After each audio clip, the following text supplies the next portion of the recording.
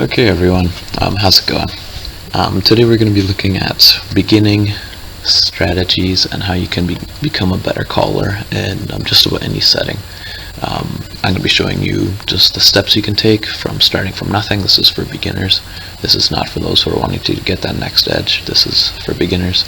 I'm going to be showing you the steps and of what you can go through and just the thinking that you need to have and the experience that you already need to have. So from this, I'm just going to be showing you the instincts that you need to have with this 1v1 tournament.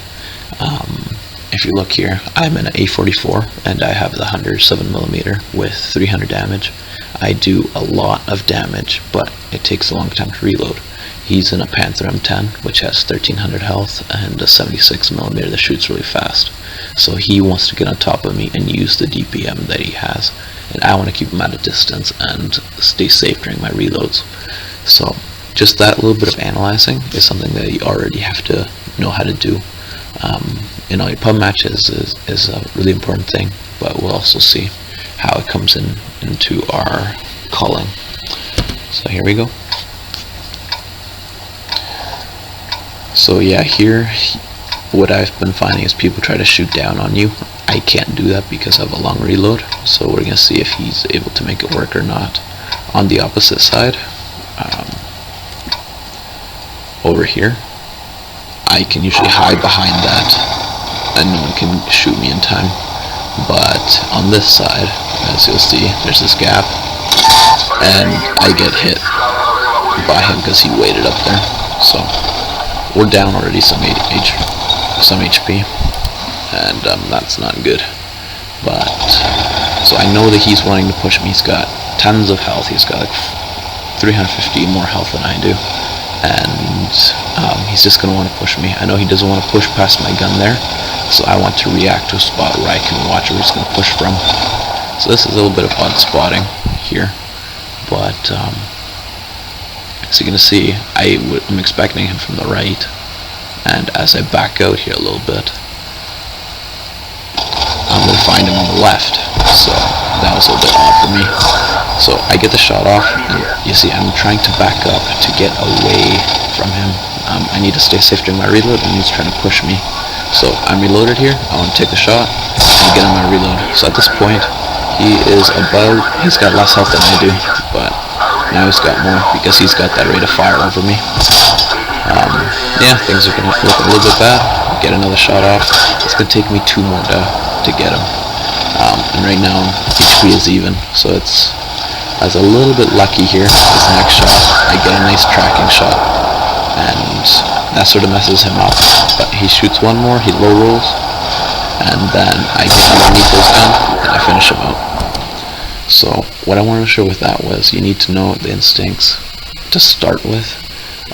You've got to know.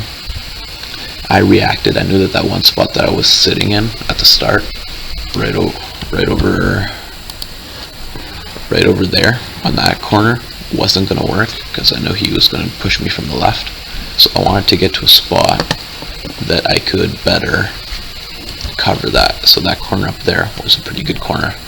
How he got past me was kind of a little bit beyond me, but I still was able to spot him and get my shots off when I needed to, and I didn't bounce.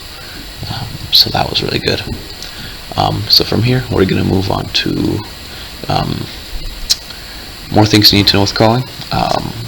What I expect you to know by this point is that you have to be able to know. You need to know your maps.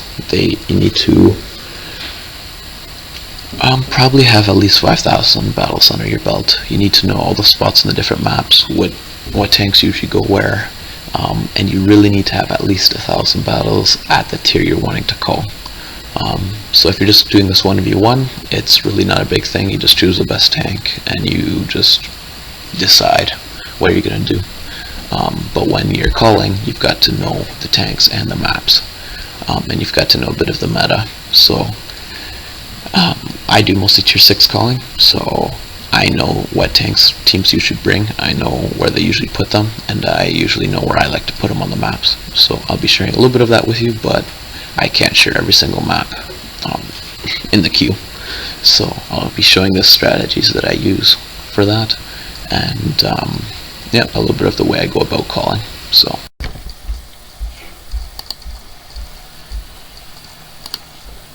okay, here I'm going to give you a few examples of strategies you can use. This is going to be a short thing, just the thought process that goes behind them. Most maps are really going to limit what you can do with the makeup that you have. So I'm going to show you what heavy makeup is and what a light makeup is, where you'd go on this map. I would never suggest going more than 3 heavies, sometimes 4, sometimes 5, but beyond that you're really limited to camping, and that's just not much fun. I'd only suggest bringing 1, maybe 2 TDs, in the same way it limits too much. Also, I wouldn't suggest bringing all lights, because that limits what you can do as well, just because you don't have the health to get in there and get dirty. So the big thing, I'm going to be doing a team that would be fast team. So for us, that's 2-3 Cromwells and 4 or 5 Cromwells and 2 lights. So there's a ridge along here, there's a ridge here, a ridge here, a ridge here, ridge here, and those are the main things that determine your sight lanes. So for a fast team on this map, I really like pushing this side, just because it has a lot of opportunities and you can pull back usually. Always leave 1 scout in the back to just make sure that they're not rushing down the middle, if there's a cheeky scout that they could catch them out, or if they don't see anything for a bit, they can pull back to positions up in here and they can spot anything coming from this way. So what I like to do is I like to set up on this ridge with all my guns, and then 1 guy spotting a little bit here, and then we can shoot anything that's crossing here all the way up into here, and we try to get some good initial shots. Get the advantage, get a pick, which is just an early dead tank. I don't like pushing down into here, because then you really just can't see what's going on top of you, and teams just have a tendency to spread around on top of you. So I like to spread a little along this ridge, get my shots, and then get out. As soon as they start pressuring or moving past that line, I want to get out. I want to run. So the biggest thing you guys need to know is when to run. If I say run, they need to move and get out of there. And then as you're running, you should be able to tell them where to go. From there, I usually rotate to defending positions. So I take positions in here, and then there's a spawning bush right here. So when they're coming after you, they run right into a really good defense that you've already set up, and they think, oh, we're chasing them, they're getting away, right? That's the mentality that they have. That's a fairly good beginning strat and a reaction to this map. Sometimes things don't go according to plan, sometimes they're super aggressive and you just get in a barrel right here and you end up the worse for it. But it's just knowing when to pull back. So I always suggest have your initial strat set up and then have your reaction set up. Think about what they're going to do, seeing about what they spot or what you spot. That determines a lot. Yeah, and don't be afraid to pull out. It'll keep the enemy guessing. Don't be stuck in the same spot for all the game. They'll just know where you are and they'll just set up around you. Okay, and then the other strat that you'll see us do in the game I'm going to show you is that there's a pretty nice hold down place, protected spot back here for heavies. Technically, I guess you could call this a camping strat, but the problem is when you have 3 heavy tanks on an open map like this against a really fast team, then you're going to be really limited because they can get to whatever position faster. You don't have the gun accuracy and you can't move as fast. So if you move half your team, the other half isn't going to be able to keep up and you guys are going to get split up. So always keep your people together, always, always, always. Or just keep one scout spotting, but always keep them together. Keep them inside of each other where they can cover each other. Don't split them up, because that's how you lose really quickly. And then I have some Cromwells in here, and it's just a really good defense for anything that pushes along this edge. And then we can do any reaction we want. We can push up this side if we need to, we can push up the middle. We can just move from here depending on what happens. Usually fast teams, they rush it, they rush this side, and I've come to expect that from a lot of teams. So I never camp too long. It's just an initial strat that I react from.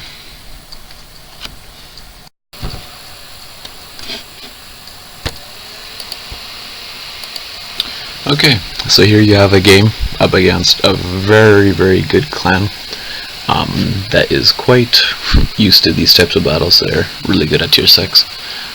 So I wasn't feeling too confident. I didn't want to push anywhere. I was more concerned, so I was gonna use my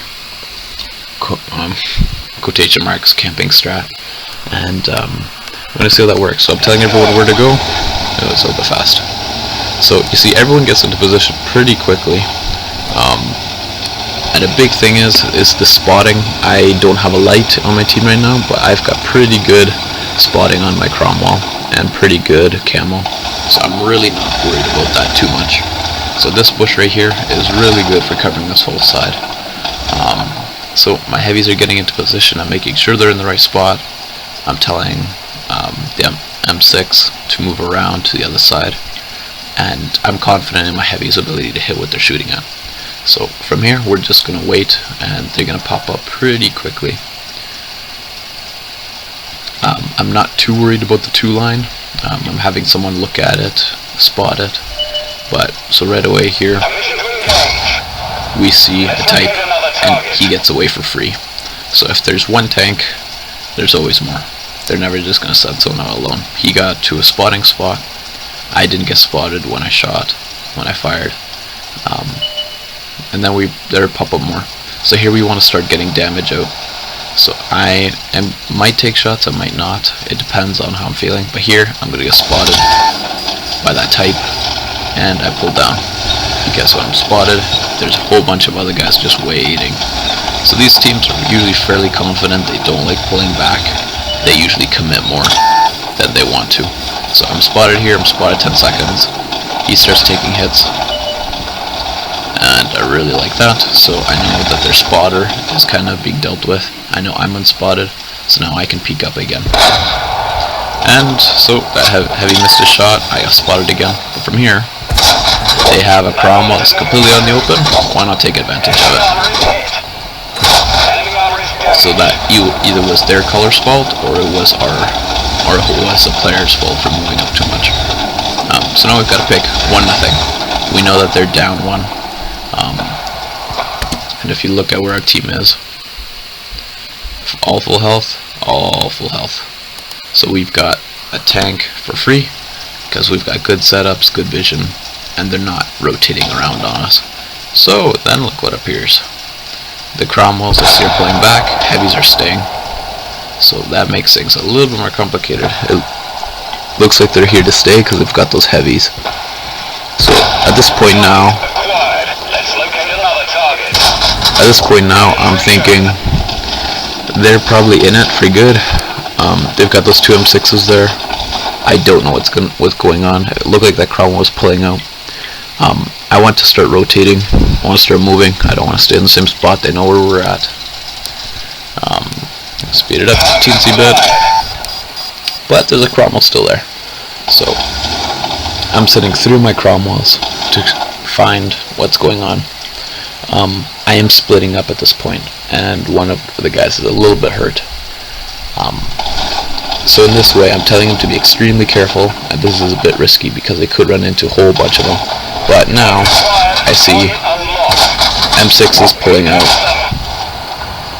That means that they're rotating out, and I'm kind of worried by that. So I pull my Cromwells back, and I'm going to come see here what's going on. Intel is a big thing, so I pull my Cromwells back, and look what I'm doing with my heavies. I'm pulling them out 1 by 1, just in case I need help. But I'm putting them in a position where they can hold really well. I think they can hold against 4 enemies easily, maybe even against more. So I'm checking here, all of them got out of there. So I know we need to push here. We're separated, we need to take take advantage, and we're going to take map control from them. So we're going to move here pretty quickly, and then all of a sudden they get spotted. So that now, that's a type, but there's always more than just a type. So they're wolf packing it, they're trying to take out our M6. I start looking at who's taking damage. No one's really pressuring him, it's kind of a little bit worried. So I know my heavies are holding well, but then here's what I was talking about. They are in the low ground and they can't see us unless they spot us pretty quickly, so we can get around up top of them. So pushing across here in normal games would be suicide, but I know now I'm spotted. I'm seeing who spotted me. Okay, there's one tank. So we want to go push him. You shoot on the move, something's gonna hit. I know, I say go take care of him. I know the one Cromwell can go take care of him, and I want to start pumping shots into these heavies. Our heavies are holding really well, and then yeah, now it's 3 on 1, 3 kills to none, and we just need to clean up now.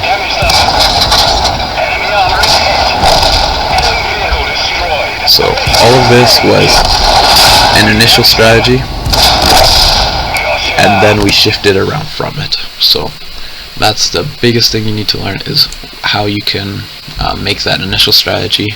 That's looking at what tanks you have, what tanks the enemy has, knowing your map.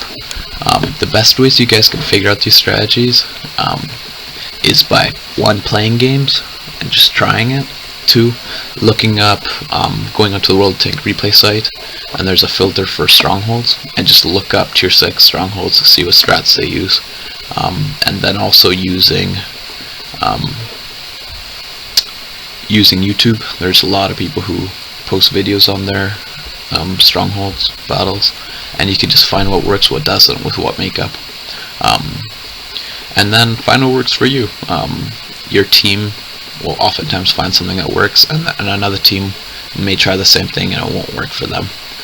So really find what works for you. So this guide wasn't to tell you how to call. It's not to say, that's really another video completely, is how to tell your people where to go, how to not micromanage, and just all that. It's, yeah, you don't want to micromanage, you don't want to leave it too loose, but all that's for another video.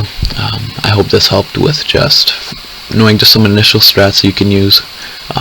So yeah, last things to remember: keep everyone together, find the right spots, find an initial strat that works for you, and keep using it, perfect it. If you find a fault with it, change it or dump it if it is too big of a problem. There's a lot of initial strats that work for just about everything.